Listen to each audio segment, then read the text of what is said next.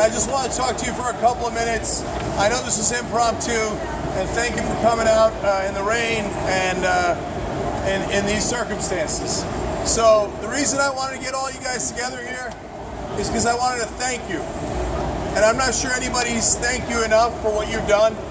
And I'm not sure you know enough what you've done. You guys have started a revolution. Thank you. And that is the most important thing in the world. Elections come and go, but a revolution is something that's real, something that brings real change. And so, look, don't get discouraged, because the Democratic Party isn't going to give you a revolution. The Republican Party is not going to give you a revolution. The corporate media is not going to give you a revolution. They're not going to do that because they are the system. They are the establishment. They are the ones you are revolting against. So don't get bothered by that. Don't get distracted by that. What is more important than all that combined is what you guys are doing. Because we together are going to change this corrupt system.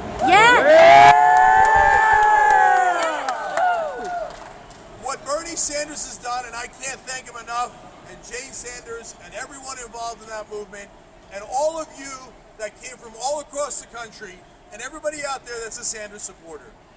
The whole country will thank you. I just wanted to be the first. Thank you. Thank you. Thank you, Jane. Thank you. Thank you. Listen, right here in front of me, you might not know it. I don't think you know how important it is what you're doing.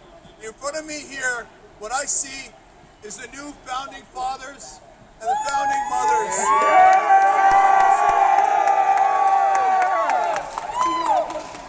So, now you know better than anybody that unfortunately we have lost our democracy at the national level. You've seen the studies. I know they don't talk about it on TV, but you saw the Princeton study. You saw for 2 decades that public opinion has had no effect on public policy. You know what that means? That means we don't have a democracy. There is one thing that did have a direct correlation, though, with public policy. That is donor opinion. So the donors now control the system. We know that. They want to deny that because they are the system. Now, that doesn't mean that this election is unimportant. That also doesn't mean that we should be obsessed with this election. And that certainly doesn't mean that we or Bernie Sanders have lost. No, we have begun to win. We're not at the end of this process. We're at the beginning of this process. And now I've been covering politics for over 20 years, guys. And I have seen little movements come and go. And I know what a blip is. And I know what a real tidal wave is. And what I'm looking at here is the beginning of that tidal wave. And you are that tidal wave. Yes, thank you. So I want you to keep your eye on the prize. The prize was never the presidency. It was never any one politician. It was certainly never any one race. The prize is real change. Now, the rest of the press keeps wondering, and they want to know, what does that mean, real change? It's not that complicated. What it means is we get our representatives back to representing us. How do you get your representatives to represent you instead of their donors? Well, stop the paychecks. Right now, they take millions, in fact, billions of dollars from those donors. As long as they keep taking billions of dollars from donors, they're going to keep serving those donors. Now, the rest of the media calls that a conspiracy theory. Is there anyone who thinks that a couple of $1 billion wouldn't influence someone? That is preposterous. It's a conspiracy to say that billions of dollars doesn't influence anyone.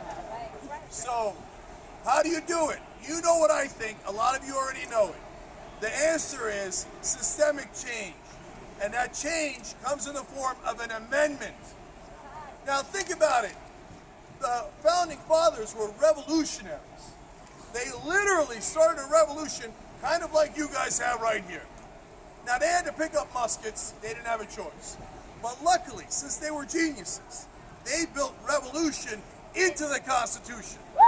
Because there were revolutionaries. If you wrote a document, wouldn't you write revolution into it? Yes. And they knew that the system would get so corrupt, you would need to amend it. That's why they put an amendment process in there. That is the revolution. And so, there are two ways to do an amendment. One is through Congress, and most people would have left it at that. But remember, they were revolutionaries. They know that sometimes government gets too corrupt. Washington would get too corrupt. So they also let you do it through the states. So, you know I've started a group called Wolfpack, and you know that we want to do it through the states. But I don't want to spend too much time on that, because if you're part of that, bless your hearts. But my point is a larger one than that. That you have to find your own way, whether it's Wolfpack, whether it's Bernie Sanders, whether it's local politics, or any other way that you know to get that systemic change.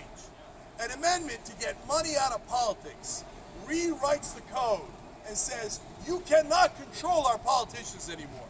They are not your representatives, they're our representatives. Sir, have you heard about